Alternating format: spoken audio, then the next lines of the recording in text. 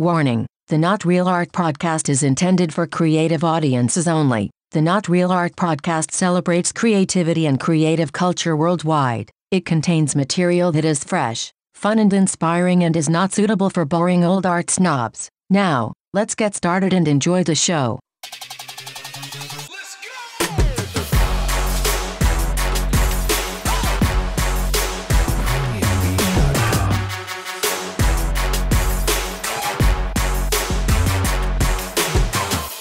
Welcome to Not Real Art, the podcast that celebrates creative culture and creativity worldwide. I'm your host, Sourdough, and today I'm honored to be joined by Karen Fiorito, who is a fantastic human being and artist who also happens to be a winner of our grant, our 2019 Not Real Art grant, which was awarded at the conference March 16th. Karen, what was that like for you that day when your name was called? I was very honored to be up there with all the other recipients, of course, and I made a special trip from San Diego for the day to go. So it was kind of crazy because I took my mom and she happened to be in town, so 3 hours of traffic each way. We got stuck in a lot of accidents. So it was a crazy day. San Diego isn't far, but boy, it can take a long time to get to and fro. It took 3.5 hours each way. We were kind of exhausted when we got back. All the flowers were in bloom.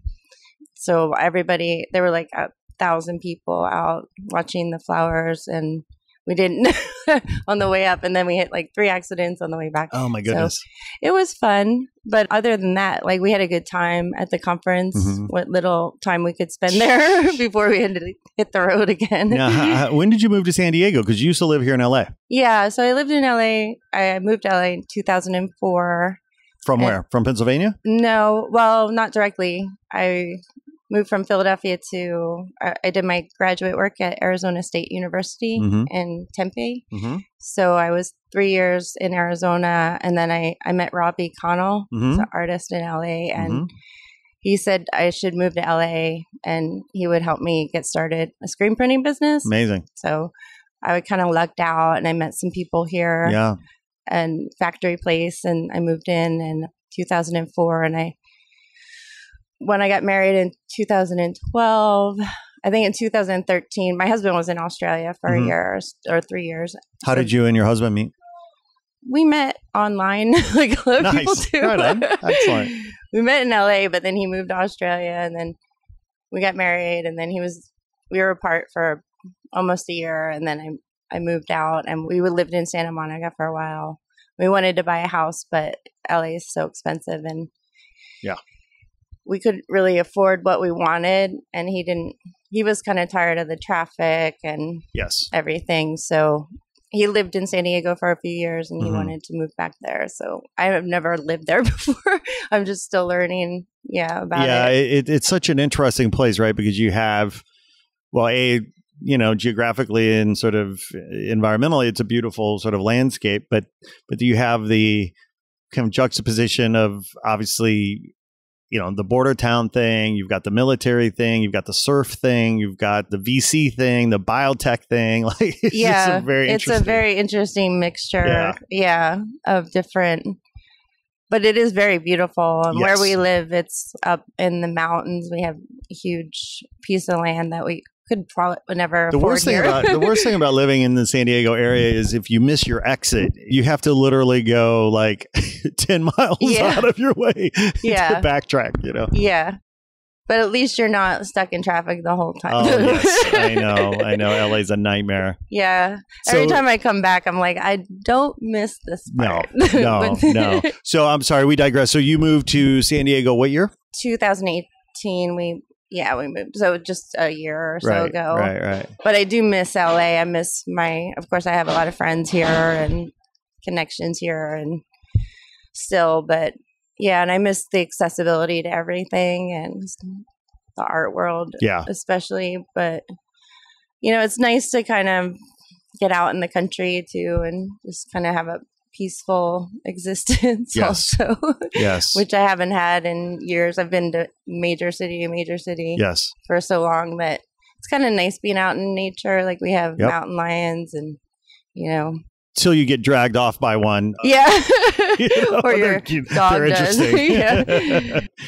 So, well, that's fascinating. So obviously, I can imagine how living in the heart of a concrete jungle might inform your art and your practice. How has living in quote unquote nature changed your art and practice?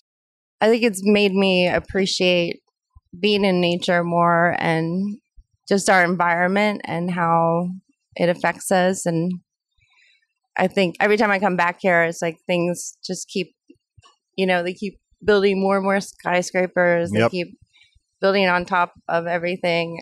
Meanwhile, there's like all these homeless people, and it's kind of nice to get away from all that. Yeah.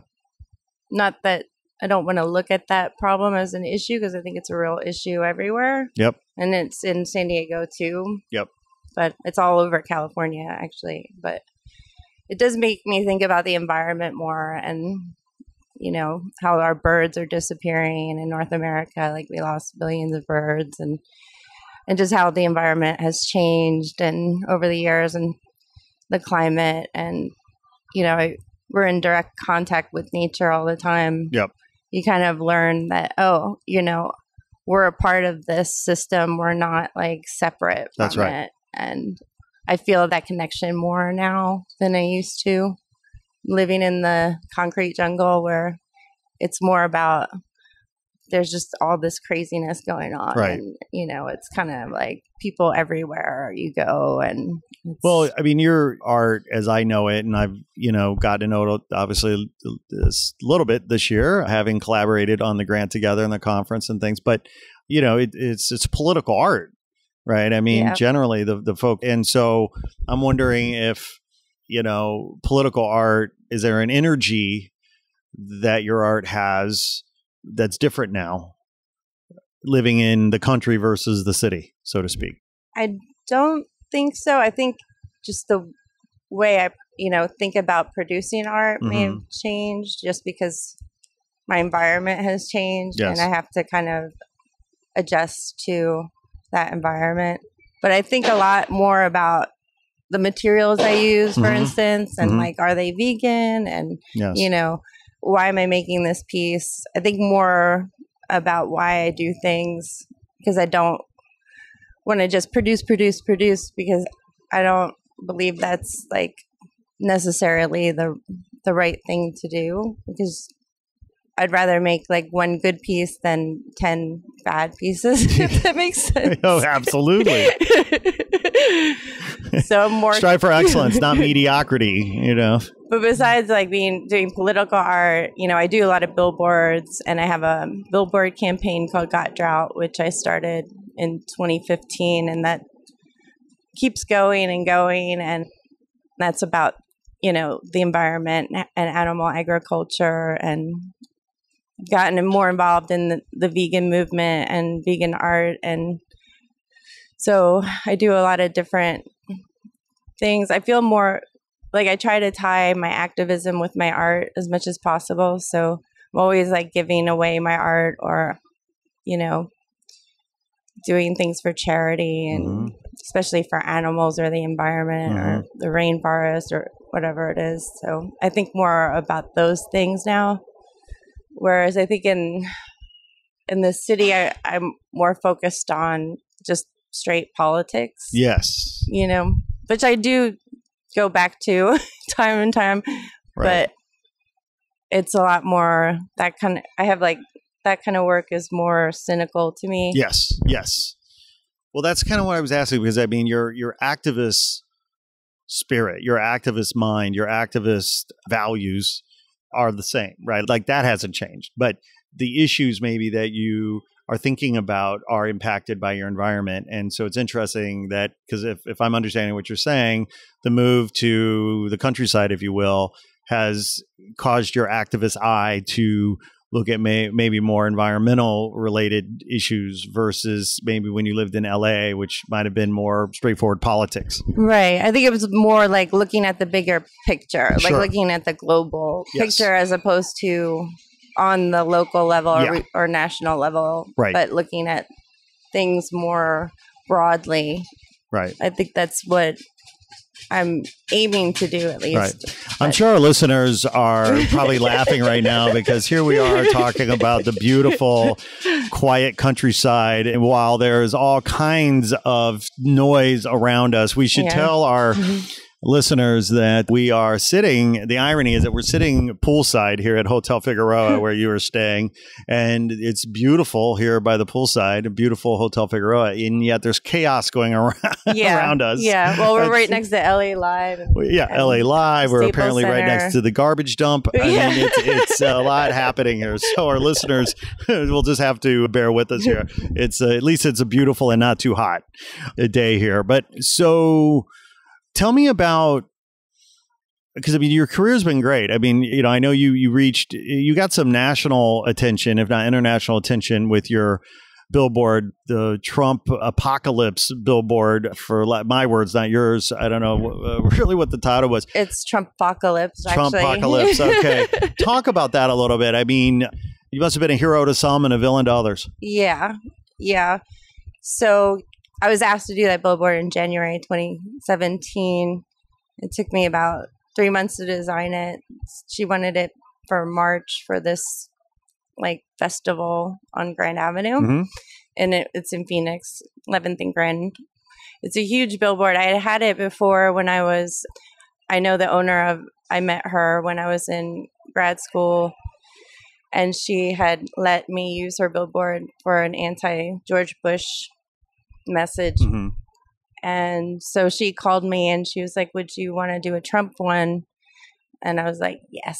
Please. where do I sign? Right. Let's do this today. I was excited. I was going to do it for free. Yeah. So I designed it, and there's two sides to it. The other side is unity and in sign language, but the front side is, Trump in the middle with two swastikas. Well, they're not swastikas. They're dollar signs that resemble. That resemble propaganda and Nazi propaganda at that. Yeah. And then I added some mushroom clouds, and he has a Russian lapel pin on. Yes. So immediately, I didn't expect. I had done billboards before that were controversial, and I'd gotten death threats for the George Bush one, and I did a Fox News one that was making fun of Fox News in 2005. So I had gotten a little bit of backlash, but this was overwhelming. Our phone just started ringing, and I guess all our information got doxed online and all our personal info. So it was kind of a nightmare. I wish I would have made sure all my info was wiped from the internet, but I don't even know if that's possible anymore. They'll find you. If they want to. It slows them down, but they'll find you. Yeah. So lots of hate mail, letters, phone calls, people threatening to come by. For a studio visit? Yeah, to our house, or they're going to bring the boys around, that kind of thing. Yeah. And so we unplugged the phone. We lived in Santa Monica at the time, and we told the police, and they were like, whatever, we don't care. Yeah, right. They obviously did not. Yeah. So they're pro-Trump. Police force is largely pro-Trump anyway. Yeah. So for a while, my husband was really paranoid, and he didn't want me to leave the house or go anywhere, or, so that was probably one of the reasons he wanted to move out of LA too. He didn't I didn't, like all the attention either. I'm not one to seek out attention. I find that so surprising. You seem really like a thrill seeker, kind of a fame seeker kind of person. Yeah, I'm just joking. You seem way too evolved and enlightened for that. Yeah.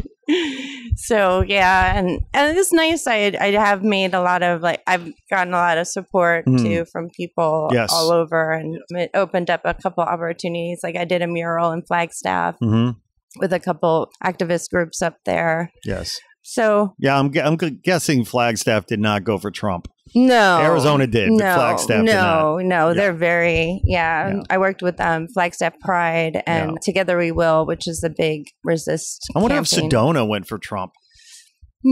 I don't know. Yeah. I don't know. I think they're pretty wealthy there. That's so. why I'm thinking that they might have gone, but anyway. Yeah. So what were some of the, good opportunities that came out of it? Well, I went to Flagstaff a bunch. They had me come out and speak Northern Arizona University, and I did a huge mural on the side of the Orpheum Theater of my Unity billboard, but with a rainbow background. And that was for their Pride Week, I think. So that was like a year ago. I got into the design of dissent, which is like the design of the what? Design of Dissent, which it's a famous book like that I've always wanted to be in. Okay, yeah. The billboard got in there, so it's been it's been going around, and sometimes it still gets in the news somehow. Like some rappers did a video with it, and or like I sent some flags of it to London to a friend, and she was carrying them around the marches there against Trump, and that got in the paper. And every time it does, we get a little bit of backlash, but it's usually not me. I worry more about Beatrice, who she's the owner. She rents that, like she owns that land, and there's some guys who do screen printing in the bottom, and they've been harassed. Like people have come in with guns and threatened them, and thinking they owned it or something. Right. I'm more worried about other people than myself. I know, but nowadays, since that happened, it was a real shock to me. But I've seen it happen over and over and over again with other artists and journalists, where it's become like almost the norm, where if you don't agree with someone or what they're saying, you automatically threaten them, or you threaten their life, or you threaten their children, or you threaten their wife. So many people have had to go into hiding, and it's becoming really scary because you think of that being happening in maybe China or the Middle East or other countries, but now it's happening here to people too. So I think that's why I like living in the country too. It's like you don't have to. I'm not as paranoid. Even though I have seen a mountain lion, and that did scare the crap out of me. But yeah, it's quite something when you come face to face with a truly wild animal, right? Yeah. Yeah. And cats are no joke. No. And it was almost on my front lawn, basically. It's walking down the road in front of my house and at night, and I just saw this giant cat, and it's impressive though. Yeah. It really kind of makes you appreciate Mother Nature. But yeah. Yeah. Years ago, well, over the years, I've just done a lot of camping and have had those moments where you bump into a bear or whatever the case, and you're just like, okay. Yeah, I was never a camper, so this is exciting. I hope I live. I hope this goes my way. Yeah.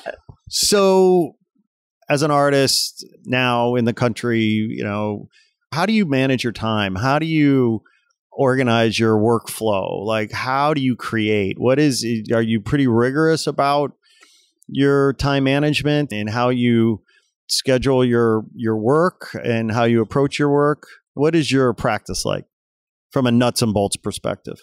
Well, I always have a lot of different things I'm working on in different stages, but I get bored with one thing too easily. Yeah. So I'm always jumping around, and I'm not very bad with time management. I get things done pretty quickly and efficiently, but when it comes to deadlines and things like that, I have to set deadlines for myself constantly, because if I don't, try for things, if I don't apply for things like applying for this grant, I don't set those things in motion, then I'm not very good at, I'll just do whatever I want, and I'll just go back and forth from different things. So I'm always trying to give myself goals.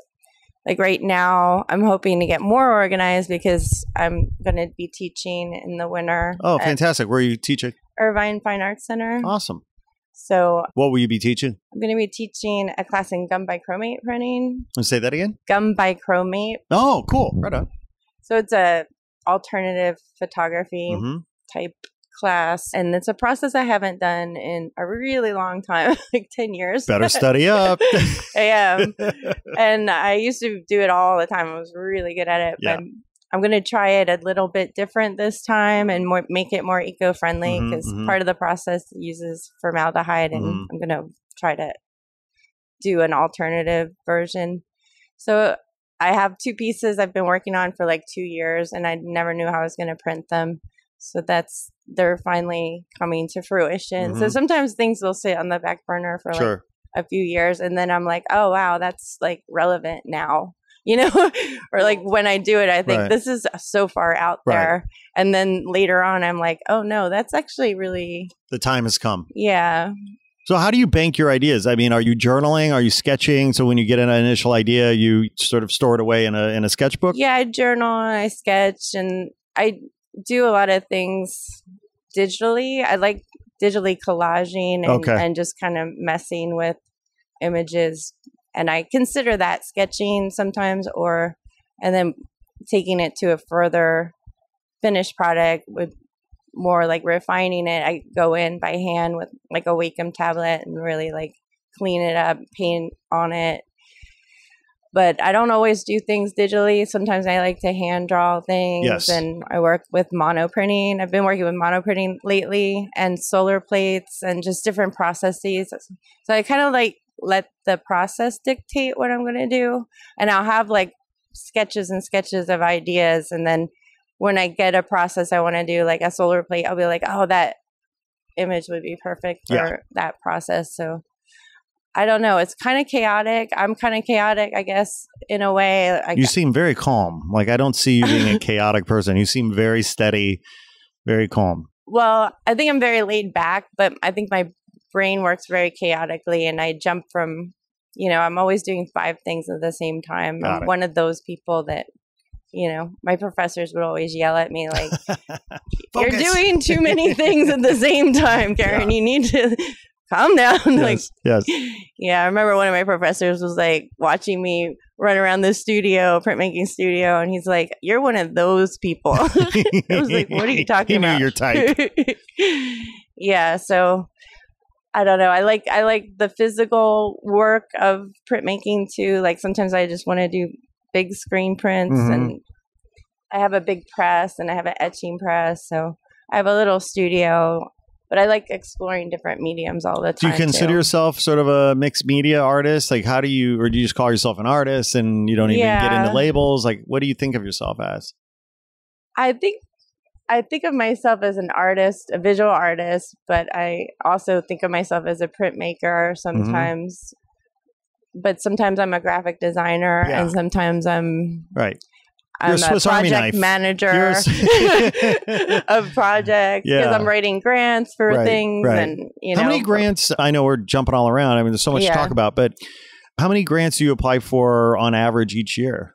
Usually about 3 or 4 a year. Yeah. What's your hit rate like? Do you usually count on getting 1 or 2 of those each year? At least a couple. Yeah, a year. But I should be really writing more than I do. It's a lot of work, and it's a lot of effort, and I have so many different projects that I write for that, and then I volunteer like for Los Angeles Printmaking Society and different groups. So I'm always helping out other people too with their work sometimes.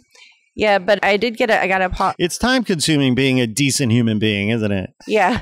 Being a good human being. I did get a puffing grant this year, and I got a Not Real Art grant this year. You did, and then I've gotten pollination projects give me grants. Lush Cosmetics gave me a huge grant for my billboard, $15,000 one year. You said what was the grant? Cosmetics. Lush Cosmetics. Nice. Congratulations. Yeah, that was a huge effort in writing. It was like writing a book. Sometimes they ask for so much information. It's so much writing, and it's a lot of work just writing grants, I think. What is it sounds like you've got a lot of experience writing grants. I mean, for our listeners who maybe don't have that experience or maybe are embarking upon that aspect, what are some tips that you can give people for when it comes to writing a grant? Is there a secret sauce to writing a good grant? just sticking to basic information, I think, and also trying to grab their attention in the beginning of the grant somehow with some great idea and some fact or some quote or something. It's a lot of work writing grants, but I think I've just learned by practice because no one ever taught me. Right. I have a friend. They don't teach that in art school, do they? No, they don't. They should teach that. That should be one of the things they should teach. They should be. It is, I think, at best unethical and at worst immoral, if not borderline criminal, for art schools to graduate art students that don't understand these basic fundamentals. Yeah, I think a lot of it's like I wrote a lot of grants and didn't get them and was able to get feedback on what I did wrong and what I could improve upon. Right. So I think after time, it just was like a lot of, Yeah. But you want to sound enthusiastic, like this is the greatest idea in the world. And basically. Even if it's just the second best, you gotta own it. You gotta believe in yourself, I guess, is what. Sell. So do most of your grants that you have won come with strings attached? Some of them do. Some of them, you have to do a report at the end of the year. You have to do it in a specific time frame. Yeah. And then you have to give receipts. Some of them want like actual receipts from, how you spent the money. And so some of them, like I was so surprised with Lush. I thought they gave me $15,000. I thought they were going to want an account of every penny. Right. And they never asked for anything. I was like, wow. But I kept everything. I mean, I did spend every penny. And I do spend every penny of my grant money on the work itself. Right. Like I bring this up because this came up the other day, when we were talking with our other winners, because I'm really curious. I know why we started our grant. Our grant was started to empower the careers of artists, to give them a little energy, to try to, add some value to their practice. And while it's a modest amount of money, $1,000, it's not nothing. But at the end of the day, I didn't care how you use the money. Like whether it was to buy materials or to pay rent or go to the dispensary, whatever you need to do your work. Like, so for me, it was really important to have the grant, no strings attached. Yeah. Well, that's nice. I don't know. My husband gets mad at me because I don't spend any of the money on myself. I always spend it. Go get a massage, Karen. Come on. Well, he always says you don't get paid for what you do. Like half of what you do, you don't get paid for because every time I get grant money, I spend it all on billboards or spend it on just like a true artist. Like this grant, I spent most of the money on the 3 pieces in the show. It was like pretty much most of it, and then the rest of it here. Yes, yeah, right. At the hotel. Yeah, sure. Well, it's a good hotel too. Yeah, no, it's just fascinating how that world works.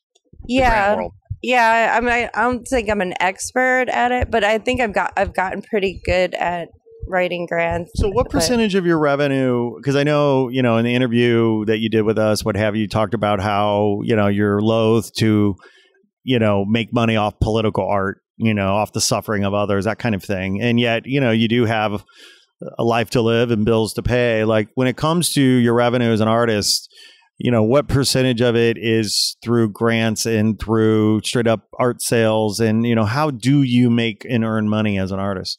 Some through sales and grant money. And I used to have my own business. So, oh, really?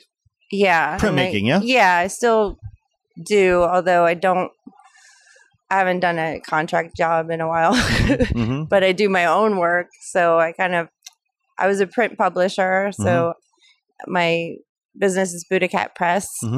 And I worked with Robbie Connell and Elmac and Retina, and I worked with a lot of artists here.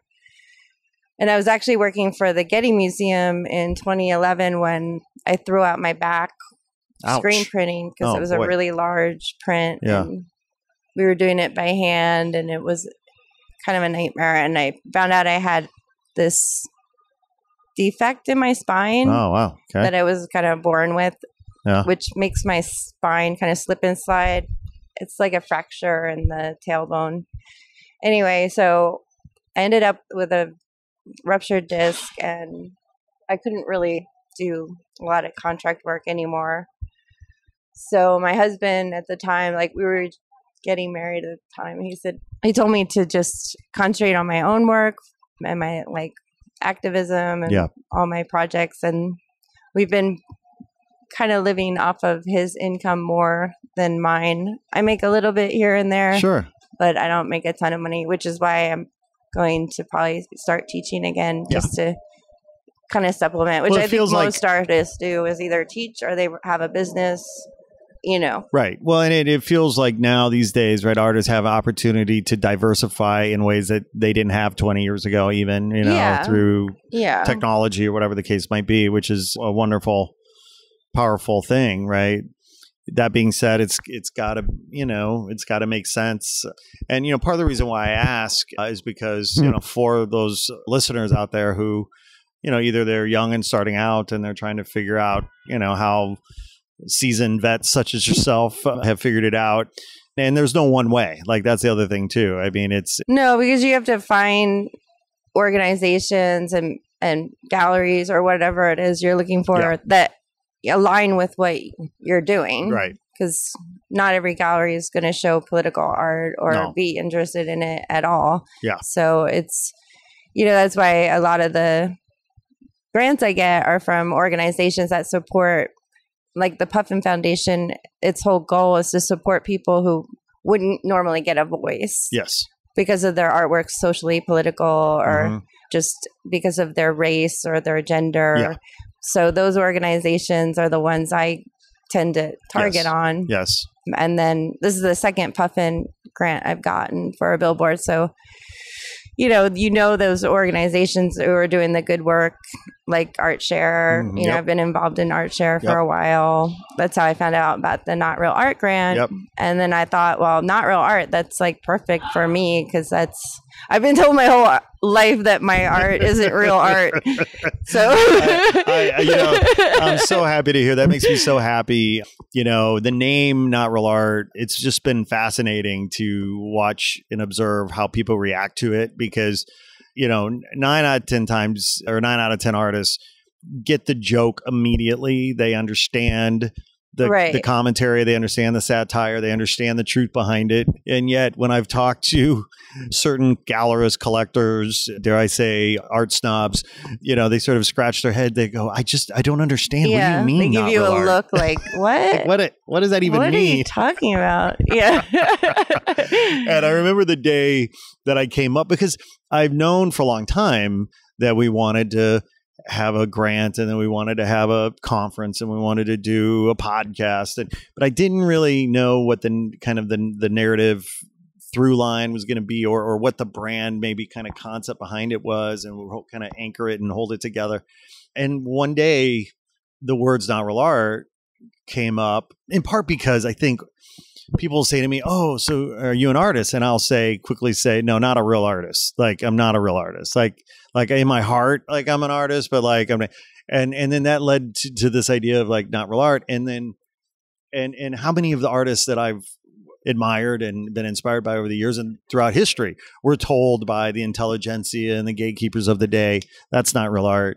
You know? Yeah. And so just that phrase came to mind. And then when I went to GoDaddy and the domain was available for $11, you're like, yes, meant to be. So we love the name. We love the name. Yeah, no, I used to hear that. And I even heard that in grad school when I did I was starting to do more and more political stuff and street art. And, you know, I had a professor who was like, political art is not real art. And I was like, ridiculous. What? Right. Who? And then he was like, digital art is not real art. And all these things are not real art. And I'm like, that's just so obnoxious. Who are you to say? Who's anybody to say? I mean, I was saying this the other day. I feel like if there's anybody qualified to judge what is or isn't art, it's the artist, right? That made it. You know, that's it. Beyond that, shut the fuck up. Yeah, and then I saw also that Crew West was attached to it. I know Man One. I've been used to. Crew West Gallery? Live near his gallery. Yeah. We used to go hang out there sometimes for openings. And I think I actually did a live something at one of drawing Sure, or probably something did. there. Yeah. We might have been in the same room together at that point because Man and I have been friends and business partners for 15 years plus, and that was a special time, that gallery. Yeah, back in the day when like the arts district was kind of like a small community and affordable for artists. Yeah, and affordable for artists. Yeah, right. Yeah. Now, I'm days. jumping around a little bit, but when you were living down there, was that at the same time you were working for Mr. Ferry?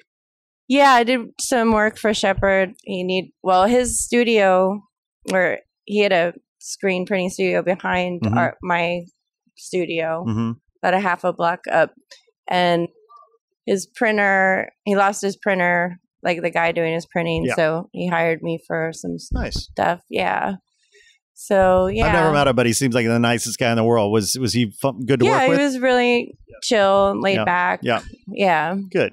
Yeah. That's great. Well, and you worked with Almac and Retina. And Mirror One. Mirror One, yeah. I did I don't know how many prints with Mirror One, like a lot. Yeah. A lot of prints with Robbie Connell too. How great was that? I mean, how cool. Yeah, he was kind of my mentor when I first came here. Shout out Robbie. Yeah, hope he's listening because that'll mean hopefully it'll be meaningful to him. Yeah, he's up north now. Yep. But I think he's still here. He just had a big show in track 16. Yeah.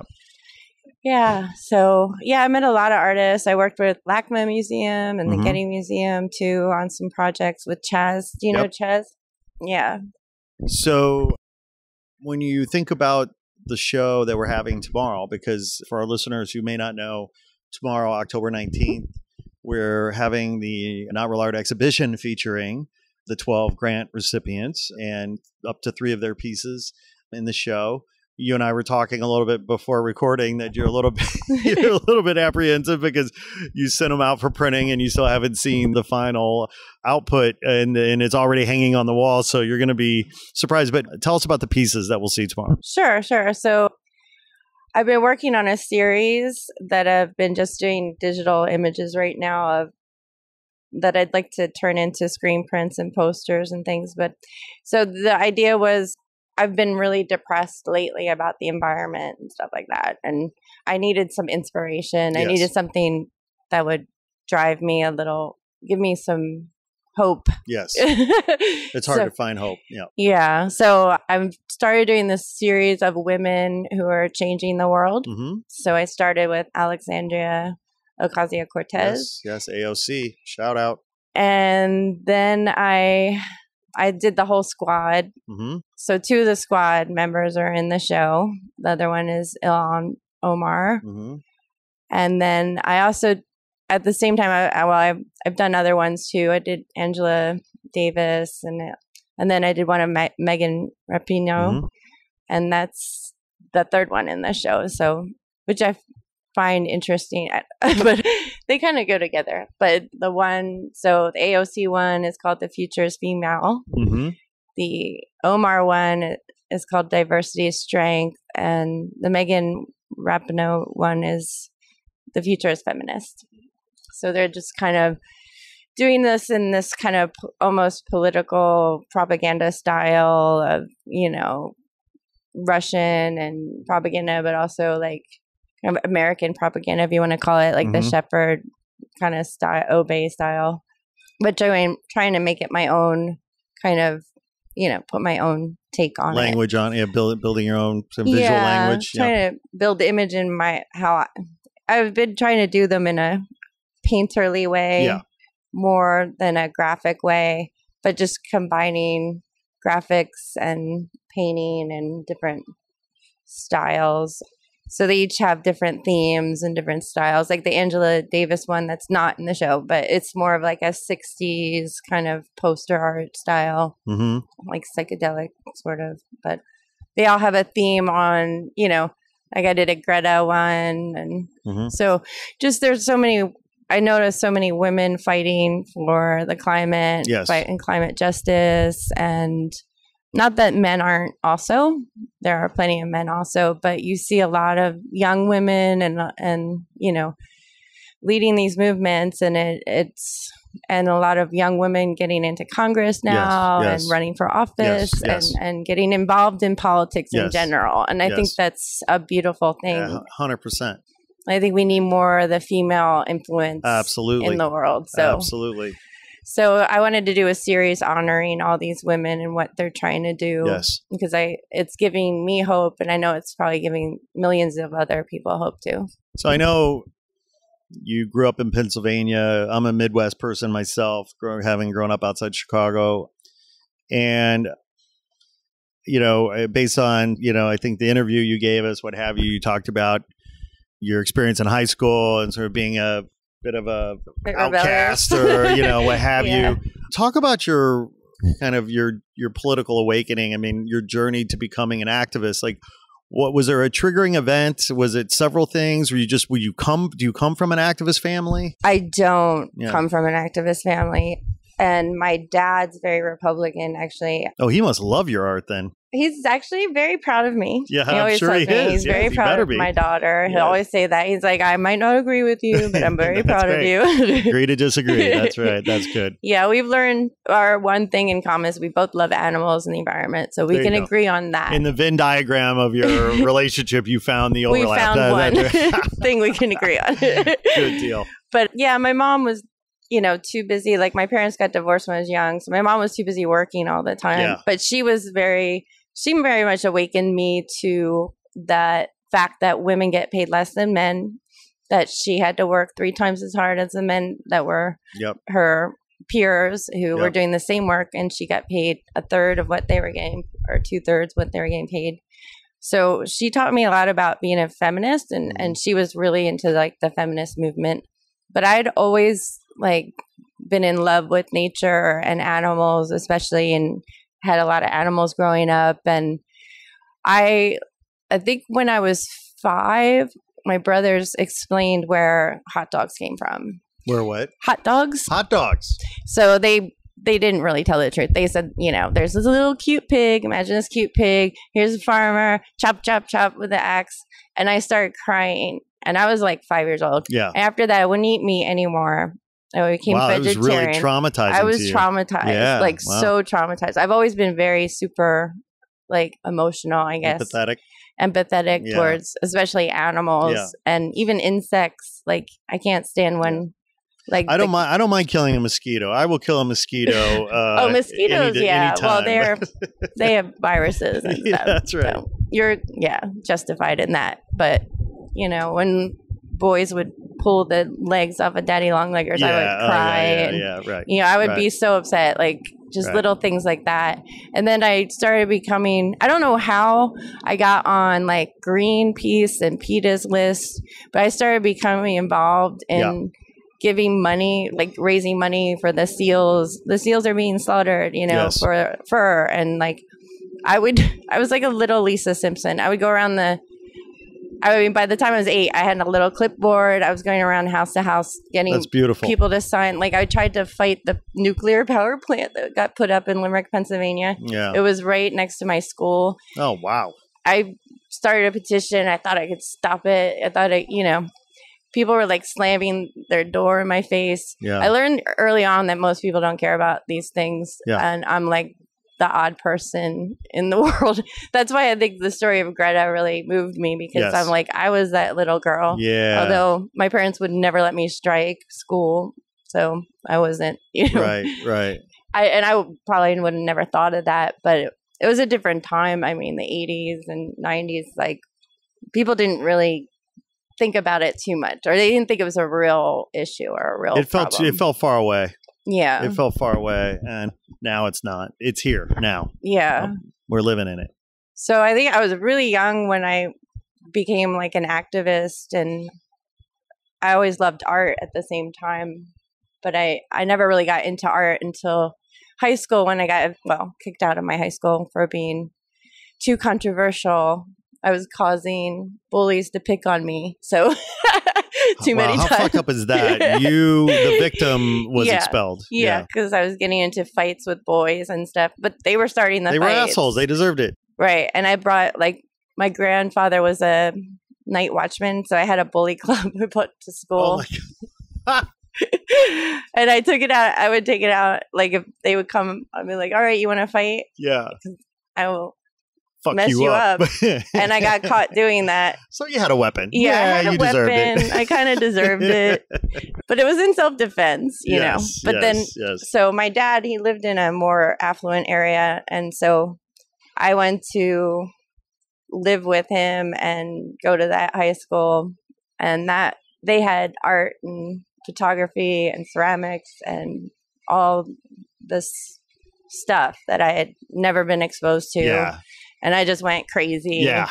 And my art teacher's like, you're really good at this. Like, she's like, you should go to college for this. And I was like, oh, you can do that? Like, I remember telling my parents, and they were like, you want to be an artist? Like, my mom was like, because, you know, she grew up poor. She's like, if you're going to be an artist, you're going to be a starving artist because, you know, artists don't make money. And you have to be rich to be an artist. You can't just be an artist. And there's some truth to that. I find out later, but you know, there's also a lot of opportunities too. Absolutely. Yeah, no, it's, you know, having grown up in the Midwest, working class, middle class background myself, you know, there's that, you know, real strong sense of what's practical, right? So it's like, you need practical. A real job, right? You know, you need to think about, you know, how you're going to pay for your house and your kids and, you know, and when I look back on my life, you know, and look, I mean, I'm a parent, like, you know, it's the hardest job in the fucking world. It's the scariest job in the world anyway, because you're like responsible for this like innocent soul, you know, and you can only fuck it up. I mean, the point is just try to minimize, you know, how much you fuck it up.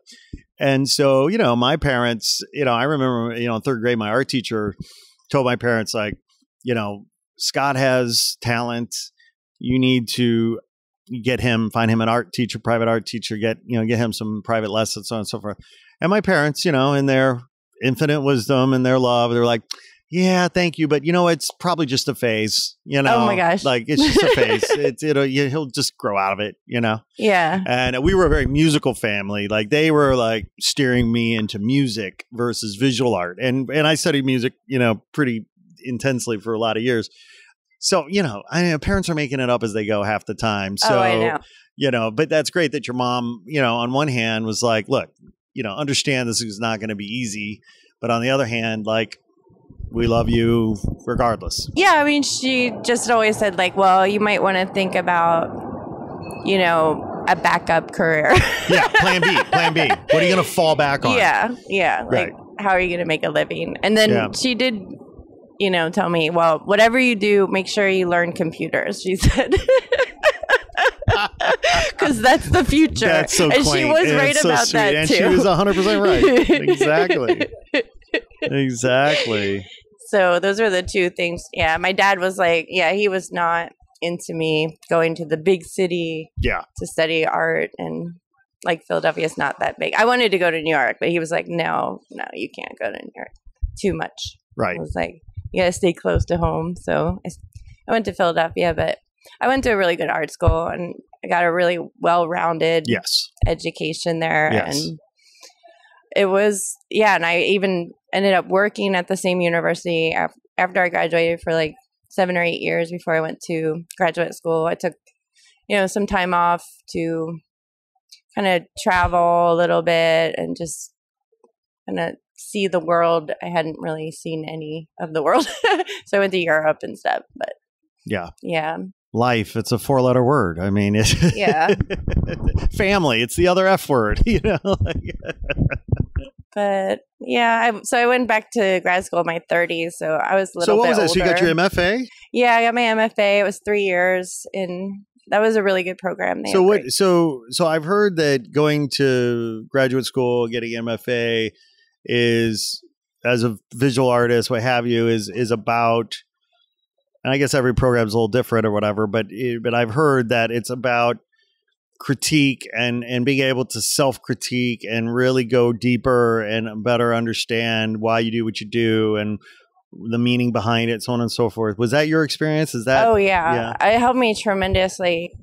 I was very leaning towards political art, and it was a lot of veiled attempts at political art I was making. Like I was focusing on abandoned buildings and things like that. Like, but when I went to grad school, I had a couple of professors who were very political artists. One who runs Segura Publishing, and he publishes like William Wegman and Enrique Chagoya and all these great political artists. So I learned a lot about political art from my professors, and I really got to hone in on what it is. Like that was their thing. You got to figure out what you're doing. Like, Yes. What are you doing? And so the first year you're just kind of experimenting. Like, what am I doing? And you're just making a bunch of work and you don't know why. Yeah. And then the 15-hour critique, when they come in, they're like, all your professors come in and evaluate your work, see if you're ready to go to the next level to continue on to your thesis. And they pick you apart, and it's pretty ruthless, and everyone's scared of it. But I don't know, something just clicked in me there about, the things that I was doing started becoming more and more political, and that was the direction I wanted to go. And they just kind of pushed me in that direction.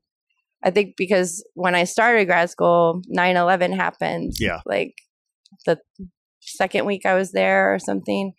And so that really made me go full on into, political work. Yes.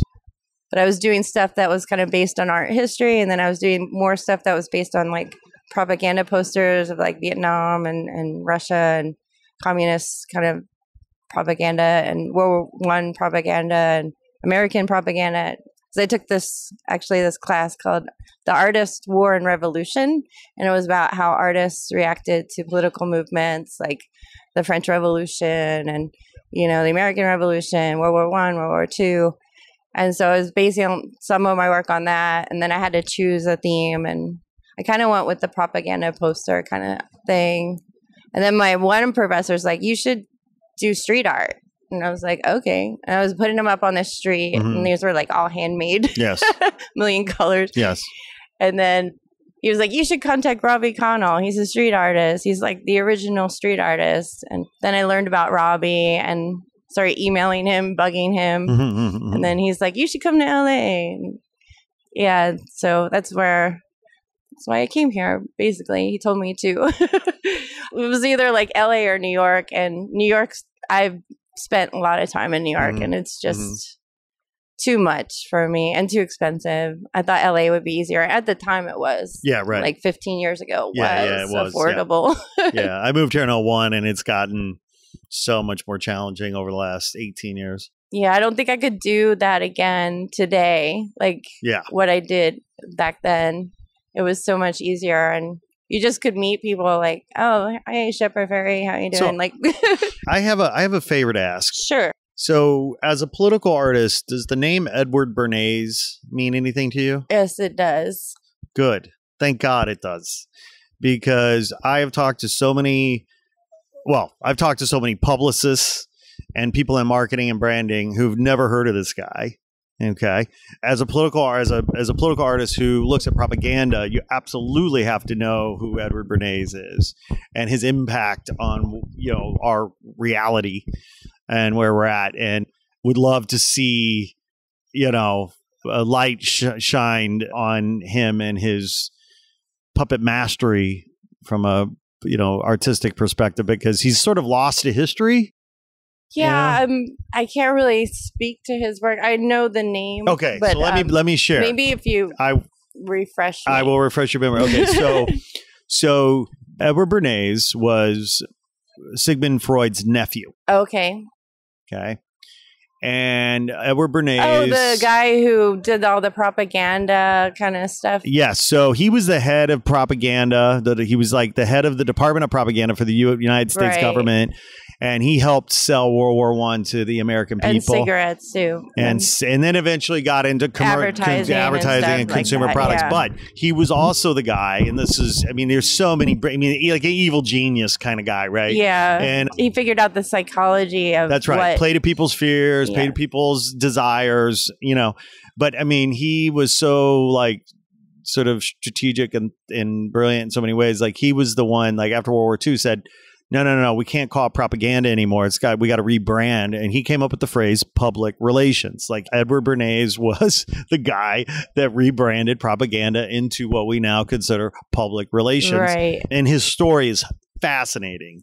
Yeah, I think I saw a bit of a documentary on him. I don't know if I saw The Century of Self. Yeah, that one. But it's like a multi-part. It's on YouTube. It's all really chopped long. up. It's hard to watch. You can get it on Amazon, but I'm just, we don't have to go down this rabbit hole. I'm just saying, like, Edward Bernays is like, you got to look at him. Yeah, no, I have seen parts of that documentary, and I've heard of him in terms of advertising. And he's a big part of the reason why our country got addicted to cigarettes. Because, I mean, the tobacco industry is one of his biggest clients. Well, his thing was he sold them to women. He got women hooked on it. Well, because he connected it to suffrage. Right. And he contrived this whole thing where he had these women light up at this very particular moment, at this very particular protest, as a sign of like solidarity and freedom and independence. Yeah. And that the market for cigarettes among females took off.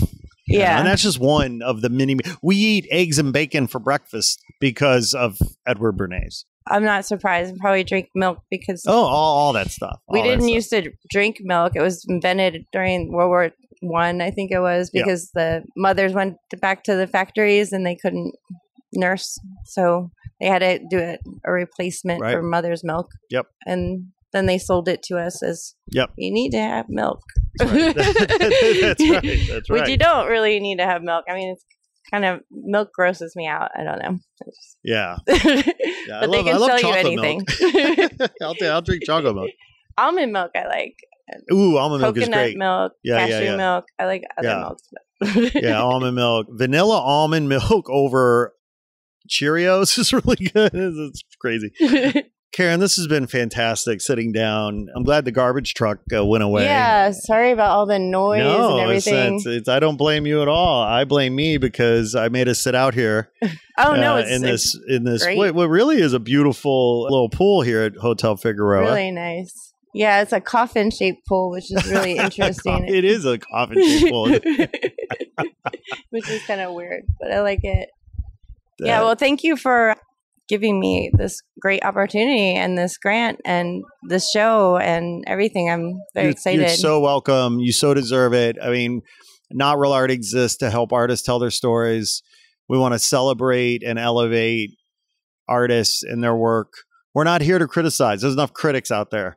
We're not here to critique. There's enough critics out there. We're here to celebrate and cheerlead and just, because, and as I said, help artists tell their stories and promote their work. There's not a whole lot of things that artists agree on. Artists are not a monolithic community.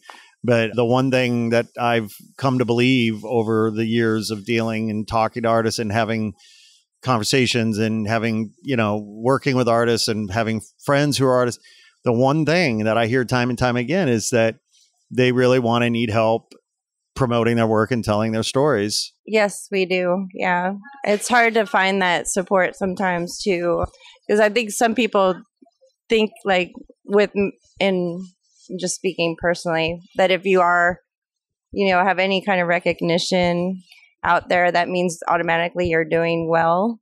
Yeah, right. But that's not necessarily true. Like you know what I mean? Like just because I had a billboard and it went viral doesn't mean I'm like better off today than I was before, or that I made a ton of money as I didn't.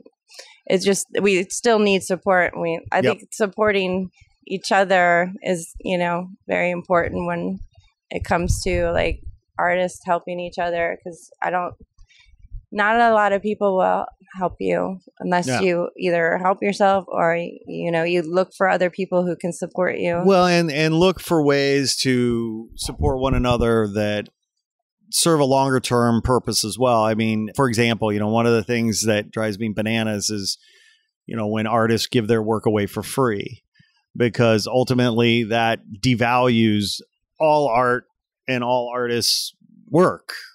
And now I fully understand there are those opportunities that you absolutely want to donate your work and donate your time, but that should be up to the artist's discretion. Right. And it is amazing to me, how some of the biggest companies in the world will approach artists and ask them to do work for free or to do it in trade for, shoes or whatever the case might be.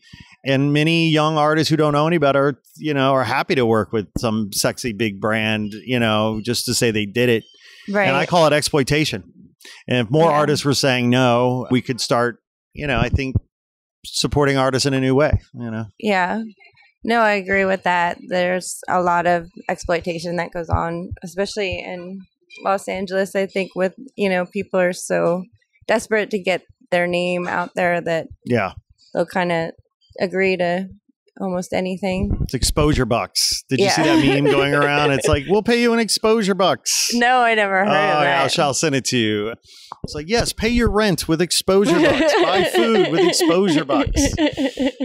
And, I think the reality is it's the conventional wisdom, right? Is that, the fame and the exposure will lead to money and to paying gigs. And it's flat wrong. That's not true. It is not true. 9 times out of 10, it leads to nowhere. Right. And you need to say no more than you say yes. Right. You do have to stand up for yourself sometimes, especially, I would never give my work away for free to like a wealthy person. Right. But to a poor person, I might. Yes. Like I've made deals with little kids who like only had $30 and like, I'm like, oh, that's course, lovely. Yes. Like I'm going to give you but or if it's for an animal sanctuary or something. But yeah, when it comes to the art world, you got to really protect yourself because there's a lot of people who will take advantage of you. Absolutely. Sure. And we have to educate our clients and educate our communities as to the fact that there's no free lunch. Artists pay for their materials, their time is valuable. And, we're not talking about getting rich here. We're talking about a fair living wage. Yeah.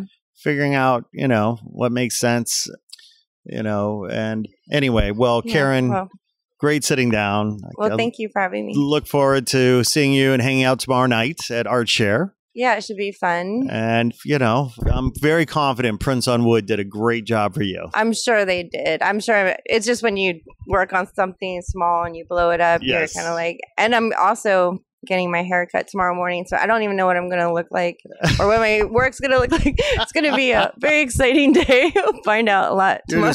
You're just risking it all tomorrow. I'm risking it Coming all tomorrow. out big. I love it. Well, Karen, thanks again for taking the time to sit down. Thank you for having me. You're welcome. Hey there. Thanks for tuning in. Please be sure to like this episode and share it with your friends on social. And if you haven't already done so, please be sure to press subscribe and follow us on IG at Not Real Art Official. We appreciate the support. Sourdough out.